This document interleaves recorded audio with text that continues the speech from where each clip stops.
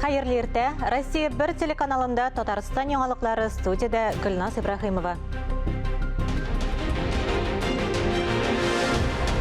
Республика буенча 211 укучы ил күләм мәктәп олимпиадларында призлы урыннарны яулаган.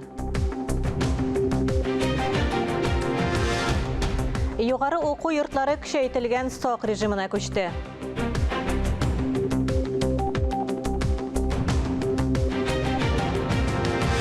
Өлкәннәр көне якынлаша, Россия пенсионерлары октябрьдә өстәмә түләү ала.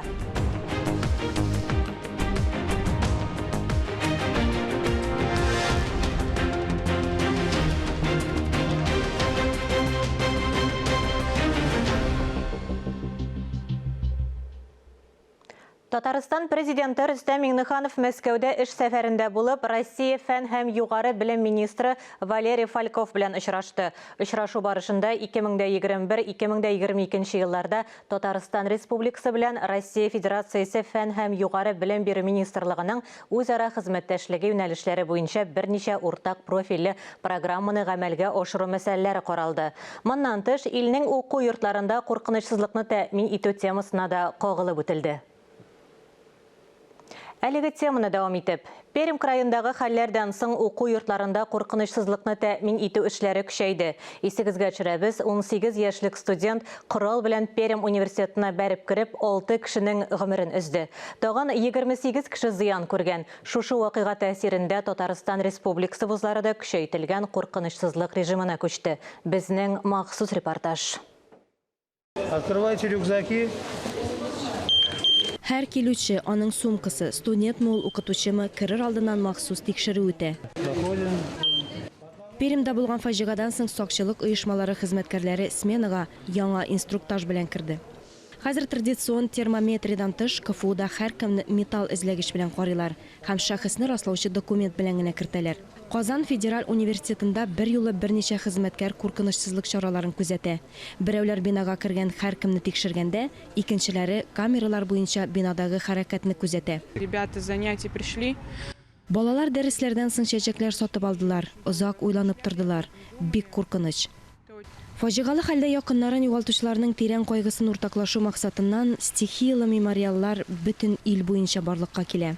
Алия Галиуллина, Айнур Вәлиәхмәтов, Ленар Хабибуллин, Татарстан яңалыклары. Россия пенсионерлары октябрьдә өлкәннәр көне уңайыннан өстәмә түләү ала. Ярдәм алу өчен төрле шартлар бар. Бер төбәктә ул билгеле бер яшькә җитү, икенчесендә инвалид статусында булу, өченчесендә субъектта озак еллар буе яшәү һәм җирле предприятиеләрдә эшләү. Моннан тыш 1 октябрьдән Россиядә хәрби пенсияләр 3,7% индексацияләнә. Хәрби вазыйфа һәм хәрби дәрәҗәләргә хезмәт хаклары арта. Түләүләрне контракт яки чакыру буенча хезмәт итүче милли гвардия федераль гаскәрләре, Эчке эшләр министрлыгы, Россия иминлеге федераль хезмәте, җәзаларны үтәтү федераль хезмәте, гадәттән тыш хәлләр министрлыгы һәм башка ведомстволарның элеккеге хезмәткәрләре ала. Республика буенча 211 укучы ил күләм мәктәп олимпиадларында призлы урыннарны яулаган. Бу узган ел белән чагыштырганда 1,5 тапкырга күбрәк. Шулай итеп, Татарстан, Мәскәү һәм Санкт-Петербургтан гына калышып, җиңүчеләр саны буенча тотрыклы рәвештә 3нче урында тора. Шунысын да билгеләп үтәргә кирәк, республикадагы сәләтле балаларның талантларын үстерү өчен барлык мөмкинлекләр дә тудырылган. Һәр баланың уңышы дигән федераль, шулай ук мәгариф ил күләм проектлары тормышка ашырыла. Белем бирү учреждениеләрендә кванториумнар, балалар иҗат түгәрәкләре ачыла. Масса күләм мәктәптә ул безнең сәләтле балалар өчен инде алдан анда да яңадан балалар саны, җиңүчеләр санын хуплыйбыз. Аларга рәхмәт әйтәбез һәм аларның уңышларына сөенәбез. Ул гомумән безнең уңышыбыз, бүтән безнең уңышы. Чыгарылышыбызны матбугат күзәтүе белән дәвам итәбез. Аның белән сезне журналист Миңназым Сәфәров таныштыра. Хәерле көн, мөхтәрәм телевизор караучылар. Татар матбугатында ни нәрсәләр турында язалар икән дигән сорауга бергәләп җавап эзләүебезне дәвам итәбез. Салкынча көзнең 1нче айда узып бара. Җәмгыятьнең градусын күтәреп алган сайлау матауклары да артта калды. Алда озын-озак көзге көннәр тора диптер инде. Шуңа әзерләнек дип Шәһри Казан газетасы көзге күңел төшенкелеге турында язырга булган. Депрессия деп аталушы бұл шерде не хикмет тормышыбызда үзен торган сайынныграк сиздерә бара икән. Хак булса, шәһәрләрдә яшәүчеләр авыл халкына караганда күңел төшенкелегенә ешрак бирешә. Матди хәли югарырак булган сайын шушы чиргә тару мөмкинлеге дә арта икән. Белгечләр бик еш эш пышу һәм тиктималдан курку хисе барлыкка килүне дә депрессия билгесе дип санау ягында. Кофе, каты чәй, исерткечләр белән мавыкмагыз диләр алар. Чөнки кала кешесенә эш хәрәкәт җитми дияр иде мондый чакта, күңел төшенкелегенең ни икәнен дә белмәүче авыл агае. Күзләрдән соң ап-ак карлы мәшәкатьсез кошлар киләсен онытмыйк. Үткән атнада Татарстан президенты Рөстәм Миңнеханов хатыны Гөлсинә белән республиканың үрнәк гаиләләрен кабул иткән иде. Әлбәттә, үрнәк бәхетле булуның серләре һәркемгә үзенчә. Әмма гаилә коруларына 28 ел үтеп тә авыл урамында егет белән кыз шикелле җитәкләшеп йөргән Таҗетдиновлар турында укыгач, хайран каласың. Шулай да яшәп була икән. Ватаным Татарстан газетасында ул язманы укып чыгарга киңәш итәр идем. 24 йортлы авылның төп яшәү чыганагы саналган көтүлекләрен тартып алырга җыенганнар Кукмар районында. Менә шул җан ачысы турында да Ватаным Татарстан газетасы журналисты тәфсилләп язып чыккан. Ниһаять, авыл кешесе үз мәнфәгатьләрен якларга өйрәнеп килә икән дигән фикергә киләсең ул язманы укыганнан соң. Китап укыганнар һәрвакыт китап укымаганнар белән идарә итә дигән бер акыл иясе. Баларны ничек итеп китап укырга өйрәтергә була? Бу хакта сез шул газетадагы хәреф танырга өйрәтеп була, китап укырга дигән язмадан укып белә аласыз. Аттан алада туа, кылада туа диләр. Салават Фатхетиевтан да җырлый белми торган малай туган. Аның каравыл машинада җырлап кына узыша диләр. Идел журналындагы узышчы Рөстәм язмасы танылган җырчының улы булуның авыр һәм җиңел яклары турында сөйләгән. Профессиональ җырчы хаваскәрдән нәрсәсе белән аерыла? Белемне иҗатта оста файдалану белүеннән. Татарстанның атказанган артисты Айдар Сөләйманов турындагы язманы шулай ук Идел яшьләр журналыннан укырга мөмкин. Журнал битләрендә яшь иҗатчылары һәм аларның әсәрләренә дә шактый зур урын бирелгән. Тормышта иҗат мавыгулар белән яшәргә язсын. Шулай булганда безгә бернинди дә күңел төшенкелеге янамас дигән теләктә бүгенгә сезнең белән саубуллашам. Исәнлектә күрешик. Буа районының Нурлат авылында икенче балалар мәйданчыгы төзелде. Уен зонасы авыл халкының үзара салым акчасына ясалган. Яңа мәйданчыкта балаларга нинди ял итү шартлары тудырылганын хәбәрчеләребез дә күреп кайтты. Уңайлы кымлык, тагыннар. Яңа уен мәйданчыгында теләсә кайсы яшьтәге бала үзенә мавыгу таба ала. Рәминә Әмирханова дәресләрдән соң бирегә килергә ярата. Монда аңа бик ошый. Без әле белмәдек, что монда ясыйлар. Сначала клубка йөридек әле. Балаларның махсус билгеләнгән урында уйнауына әти-әниләр дә сөенеп туя алмый. Саф һава, барысы да бергә җыела. Җиһазлар күп төрле, иминлек кагыйдәләре дә үтәлә. Там не было песочницы, он был маленький. Так как у меня ребенок маленький, больше мы предпочитаем песочницу, и поэтому... Элеккеге мәйданда балаларга уйнар өчен кымлык юк иде. Монда барлык шартлар да тудырылган. Бик әйбәт, балаларга әйбәт, балалар бик уйныйлар. Мәйданчыкны быел җәй ясаганнар, бер ай эчендә үзара салым акчасына төзегәннәр. Һәр кешедән 200 сум акча җыйганнар. Дәүләт ярдәме белән әлеге сумма 4 тапкырга арткан. Авыл халкы белән бергә тагын бер уен мәйданчыгы төзергә булдык. Аны 5-нче күчмә колонна оешмасы ясады. Сүз уңайыннан җирлектә үзара салым акчалары 100%-ка җыелган. Балалар мәйданчыгы төзелешенә 300 мең сум акча тотылган. Киләсе елга үзара салым акчасын авыл юлларын ремонтларга тотарга планлаштыралар. Алия Галиуллина, Камиля Мусина, Илнур Кадыров, Татарстан яңалыклары, Буа районы. Бүген 21 сентябрьдә Казан университетының Василий Энгельгард исемендәге астрономия обсерваториясе ачылуга 120 ел. Яшел Үзән районында урнашып, Василий Энгельгард исемен йөрткән Казан дәүләт университетының астрономик обсерваториясе Россиядә генә түгел, дөнья киңлекләрендә дә уникаль объектларның берсе булып санала. Бүгенге көндә обсерватория киңлекләрендә 9 телескоп һәм планетарий эшләп килә. Шулай ук фәнни тикшеренүләр алып барыла. Монда ук уникаль ачыш Репсельтның меридиан кругыда урнашкан. Теләгән һәркем аны күреп кенә түгел, торбасыннан күкне дә күзәтә ала. Обсерватория ЮНЕСКО бөтен дөнья мирас объектлары исемлегенә кертергә тәкъдим ителгән. Алабуга шәһәрендә торак йортларны капиталь сөкләндерү буенча быелга билгеләнгән эшләр ахырына якынлаша. Бер үк вакытта киләсе елда сөкләндерелергә тиешле йортлар да ачыкланды. Шәһәр манарасы Алабуга символы. Ул калага аскы яктан килеп кергәндә юл өстендә кала. Тукай урамындагы 40-нчы йортта әлеге рәсем капиталь ремонт вакытында барлыкка килде. Йорт буялган, балконнар, асык кат диварлары тышланган. Әлеге 5 катлы йорттан тыш быел тагын 23 йортка капиталь ремонт ясалырга тиеш. В прошлом году было больше. В этом году почему меньше? Потому что часть домов мы перенесли сроки на 22 год в связи с удорожанием материала, это металл. Узган ел күбрәк йорт төзекләндерелгән иде. Планга кергәннәрнең кайберләре 2022 елда ремонтлана. Соңгы вакытта металл әйберләр нык кыйммәтләнде. Акча җитмәгәнгә кайбер йортларда эш тоткарланды. Bu yıl tüp ihtibar divarlarını жылытуга бирелде. Андрей Тамилин сүзләренә караганда, беренче чиратта бу җылы өчен түләүне экономияләү өчен кирәк. Тукай урамындагы 41-нче йорт яшәүчеләр дә шундый матур яңарышка шат. Йортка инде 40 ел, ә диварны ремонтлагач балконнарны аскы катны ташлаганнан соң ул шактый үзгәрде. Йортта яшәүчеләр дә канәгать. Йортыбыз танымаслык булып үзгәрде, матурайды. Фатирларда җылы булыр. Ремонт ясаучыларга рәхмәтебез зур. Нефтчеләр проспектындагы 60-нчы, 62-нче, 64-нче, 70-нче, 72-нче йортларда төзекләндерелде. Диварлары җылыткыч материаллар белән тышланды. Шулай ук Азин, Кече Покров урамнарындагы Тынычлык тыкыргындагы беренче йорт та яңартылды. Мәрҗәни урамындагы 28-нче һәм 30-нчы номерлы йортларда лифтларны алыштыралар. На сегодняшний день из 24 домов, 12 домов 100% завершены капитальный ремонт. 24 йортның 12-сендә барлык ремонт эшләре тәмамланды. Файдалануга тапшыру турындагы актлар төзелде. Инженерлык челтәрләрен алыштыру буенча да күп кенә эшләр башкарылды. 24 йортны төзекләндерүгә 168 миллион сум акча тотыла. Капиталь ремонтка акча җирле һәм республика казнасыннан бирелә. Шулай ук милекчеләрнең акчасы да тотыла. Алабугада быелга билгеләнгән капиталь ремонт эшләрен сентябрь ахырына төгәлләргә планлаштыралар. Көз көннәрендә киләсе елга ремонтланырга тиешле йортлар исемлегендә формалаштыралар. Фәнис Мөхәммәтов, Гөлназ Гайни, Алабуга. Яңалыклар чыгарылышын дәвам иттерәбез алдагы минутларда. Түбән Камада автобабай конкурсы узды.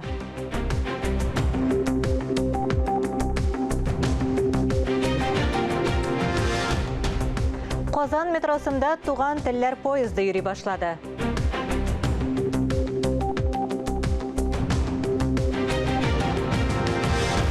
Татарстанда ислам нигезләре һәм дини тәрбия буенча мәчетләрдә курслар ачылды.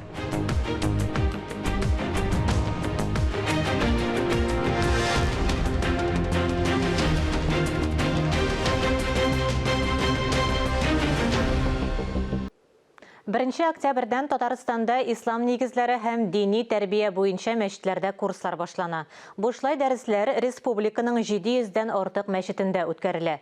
Курсларга 25 меңләп тыңлаучы йөрер дип көтелә. Аларга 1500-гә якын мөгаллим дини белем бирә. Дини тәрбия программасы 3 елга исәпләнгән. Дәресләр нигездә ял көннәрендә үткәрелә. Аларны уздыру вакыты тыңлаучыларның теләкләрен исәпкә алып билгеләнә. Курсларның күпчелегендә ир-атлар һәм хатын-кызларны айрым укыту каралган. Мәчетләре булмаган яисә мәчет каршындагы курслар оештырылмаган җирлекләрдә яшәүчеләргә яки вакытлары аз булган милләттәшләргә дини белемне онлайн формада алырга мөмкин. Онлайн madrasa.tatar адресы буенча урнашкан белем бирү платформасында эшли. Түбән Камада автобабай конкурсы узды. 60 яшьтән өлкәнрәк йөртүчеләр машина йөртү осталыкларын, юл транспорт кагыйдәләрен белү нинди дәрәҗәдә булуын күрсәтте. Ярышларда тәҗрибәле йөртүче хатын-кызлар да катнашты. Кем өчен җан атарга? Күпләр бу сорауга җавапны шунда ук бирде. Ярышта катнашкан бердән-бер хатын-кыз Василия Калимуллина конкурсның чын бизәге булды. Ул озак еллар КамАЗ машинасын йөрткән, бай тәҗрибә туплаган. Трассада үзенең оста йөртүче булуын, юл кагыйдәләрендә яхшы белүен раслады. Интересное ощущение, но не все получилось, конечно. Конкурста катнашу кызык булды. Яңа тойгылар кичердем. Аннан ир-атлар белән бергә ярышуу да кызык бит. Алардан калышасы килми. Оннан соң ир-атлар үз осталыкларын күрсәтте. Шоферларның бай тәҗрибәле булуы шунда ук күренде. Конкурсның теоретик сорауларына күпләр 3 минут эчендә җавап бирде. Машина йөртү белән дә проблемалар тумады. Автодромда зур трассага караганда йөртүчеләргә уңайлырак иде. Участились дорожно-транспортные происшествия с участием вот именно людей старшего поколения. Соңгы вакытта зур трассаларда юл транспорт һәлакәте ешайды. Иминлекне көчәйтү, аварияларны киметү өчен яңа кагыйдәләр әзерләнә. Бу Сергей Масленников. Бу мизгилдә ул тагын 5 минуттан соң конкурсның җиңүчесе булачагын белми иде әле. Тәҗрибәле уста. Барлык этапларны да бер хатасыз узды. Сергейның әйтүенчә, аның яшендә машина йөртүчеләрнең бер мөһим үзенчәлеге булырга тиеш. Более осторожно, внимательно и потише. Юлда айрыша сак йөрергә, ашыкмаска, барлык кагыйдәләрне дә төгәл үтәргә кирәк. Шул чакта барыбыз да иминлекне саклый алабыз. Сергей Масленников Түбән Каманы конкурсның зона этабында тәкъдим итәргә тиеш. Зона ярышлары Чаллыда уза. Уңыш елмайган очракта аны Автобабай республика конкурсы көтә. Фанис Мөхәммәтов, Сергей Рызаев, Татарстан яңалыклары, Түбән Кама. Татарстан Республикасында туган телләр һәм халыклар бердәмлеге елына багышланган Чуаш мәдәнияте көннәре башланды. Шулай ук бүген Казанда регионара театраль сезонда ачылды. Бу чаралар уңаеннан Константин Иванов исемендәге Чуаш дәүләт драма театры Камал театрында Шуйттан Шури, ягъни Шайтан кылы мистик спектакле тәкъдим итә. Фестиваль спектакльләре шулай ук Аксубай, Нурлат, Тәтеш, Иске Чүпрәле районнарында күрсәтелә. Чуаш мәдәнияте көннәре кысаларында Алексей Енейкинның «Сюда не ступит нога врага» нәфис документаль фильмында карарга мөмкин. Әлеге чаралар Татарстан халыклары ассамблеясы һәм дуслык йорты ярдәмендә үткәрелә. Казан метросында туган телләр поезды йөри башлады. Хәзер пассажирлар кирәкле урынга барып кына калмыйча, үз сүзлек запасларында тулыландыра ала. Бу хакта эшлекле дүшәмбе утырышында Казан шәһәре башкарма комитеты җитәкчесе урынбасары Гүзәл Сәгыйтова сөйләде. 6 вагонның һәрберсе милли символика белән бизәлгән. Стеналарда Татарстан халыкларының төрле телләрендә канатлы сүзләр язылган. Шунда ук пассажирлар Габдулла Тукай рәсеме төшерелгән селфи ясый ала. Проект Татарстанда туган телләр һәм халыклар бердәмлеге елына багышланган. Бу креатив, иң мөһиме, юмор белән Идел буе халыклары телләрен популярлаштыру өчен менә дигән алым дип өстәде ул. Туган телләр поезды ел ахырына кадәр йөри. Кәрим Тинчурин исемендәге 10-нчы халыкара заман милли драматургия театр фестиваленең йомгаклау өлеше түгәрәк өстәл артында узды. Бер атна дәвамында төрле театр коллективлары тарафыннан тәкъдим ителгән спектакльләргә карата язучылар, театр әһелләре, тәнкыйтьчеләр, актерлар фикер алышты. Фестиваль Татарстан Республикасы Мәдәният министрлыгы, Татарстан Республикасы театр әһелләре берлеге, Кәрим Тинчурин исемендәге Татар дәүләт драма һәм комедия театры ярдәме белән үткәрелә. Татарстан Республикасы һәм Россиядән 12 профессиональ театр катнашты. Дуслык һәм иҗат атмосферасы хөкем сөргән фестивальне катнашучылар үзара тәҗрибә уртаклашу мәйданы итеп кабул итә. Фестиваль быел яңа сулыш алды, чөнки ул заманча драматургия багышланган, заманча хәзерге вакытта иҗат итә торган драматургларның әсәрләре нигездә асылда ята һәм яңа форматлар үзенә яңа аудиторияны да җәлеп итә. Безне иншатландырган момент инде монда бу фестивальдә яшьләрнең залда утыруы һәм яшьләр аудиториясының киңәюе. Аллага шөкер, менә безнең фестивалебез тәмамланды. Аллага шөкер дип әйтәм тагы бер тапкыр. Менә күп артистларыбыз безнең үзләреннән инде багаж алдылар. Күпме драматурглар белән, күпме критиклар белән алар сөйләштеләр, үзләре сораулар биреп, ниндирәк юллардан барырга. Менә бөтенесе bir 100 тапкыр диярлек фестивальгә хәтле булган фикерләре аларның үзгәреп, байып, тагы да алга яңа өметләр белән аякларга әзер булдылар. Һәрбер авыл үзенең кабатланмас тарихын саклый. Үзенә генә хас булган гореф-гадәтләре үзенчәлекле итеп үткәрелә торган бәйрәмнәре. Кама Тамагы районында урнашкан Красновидово авылының төп горурлыгы Максим Горький музее. Бу уникаль музей дөньяда танылган язучының бердән-бер авыл музее. Тулырак алдагы язмада. Тарихка күз салсак, риваят буенча авылга Красновидово исемен император Екатерина II биргән. Ул Идел буйлап гезгәндә биредәге урыннарны гаҗәеп матурлыгын күреп, нинди гүзәллек дип шаккаткан.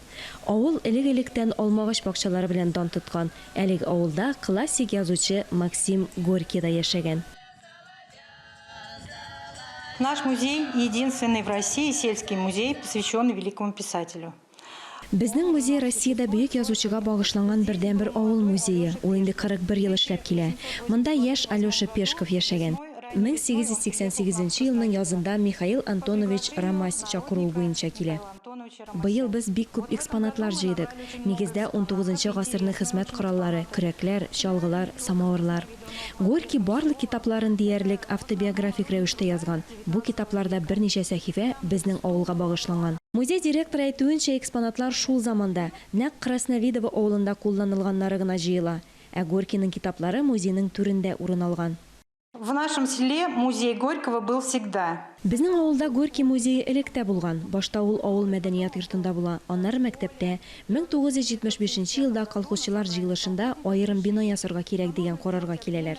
Эзли торгач, аның кайсы урында яшәгәне ачыклана. Коллекционер Чумаков һәм Казанның Горький музее музейның инициаторлары булып, 1979 елда музей ачалар. Һәм менә 41 ел инде кунакларны кабул итәбез. Безгә төрле илләрдән киләләр. Горькийның яшәгән бүлмәсе тулысынча ул яшәгән чорга алып керә. Кышкы салкыннарда җылытучы мич, ял итү урыны, булар барысы да мәңгелек мирас. Мы находимся в жилой комнате Ромася. Бу Ромасның торак бүлмәсе. Янгыннан соң диварлар сакланып калган. Александр Пешков чормада яшәгән. Анда зур китапханә булган. Ул шул китапларны укыган. Бу бүлмә 19 гасыр крестьяны бүлмәсеннән аерыла. Инде ул вакытта ук абуйлар булган. Крестьяннарның абуйлары булмаган. Әле аның эш урыны да якында гына була. Бүлмәсеннән чыгуга көн күреш кирәк ярагы сатыла торган кечкенә кибет. Иҗат итүдән тыш Алексей Пешков шунда ярдәмче булып эшли. Мы находимся в лавке 19 века 4 разряда. Без 4-нче разрядлы 19 гасыр кибетендә торабыз. Монда товар төрле булган һәм кибетченең әйтелмәгән законы булган. Алар килүчеләргә көннең һәм төннең теләсә кайсы вакытында хезмәт күрсәткәннәр. Инде менә 8 ел буе үткәрелеп килүче Алмалы спаста әлеге тарихи байлык үзәгендә үтә. Максим Горькийның Красновидово авылындагы музей ул безнең Татарстан Республикасы Фәнни музейының филиалы булып санала. Аңа бәйләнгән. Һәм әлбәттә инде әлеге бәйрәмне монда уздыру турында уздыру буенча сораулар бик тумады. Красновидово авылы, аның алма бакчасы бар, бик зур, бик матур алмаларга бай. Һәр ел һәм әлбәттә инде елгадан ерак булмавы шуның белән бәйле иде. Һәм инде әлбәттә Максим Горький безнең өчен кадерле чыганакларның берсе, аның монда биредә яшәүе, аның биографиясына бер мизгеле белән бәйле. Много лет собиралась сюда приехать. Күп еллар буена монда килергә җыенган идем. Горький мине асылда кеше итте. Шуңа мин бик шат. Китапларын укып чыккач, ул патша заманында ятим бала булуына карамастан зур үрләргә ирешүен аңладым. Һәм мин аның биографиясе ярдәмендә заманында күп нәрсәгә ирешә алдым. Укыдым, тырыштым, әти-әниемә булыштым. 3 бала, 4 онык үстердем. Ул мине кеше итте. Моның өчен зур рәхмәт. Мәңгелек дан аңа.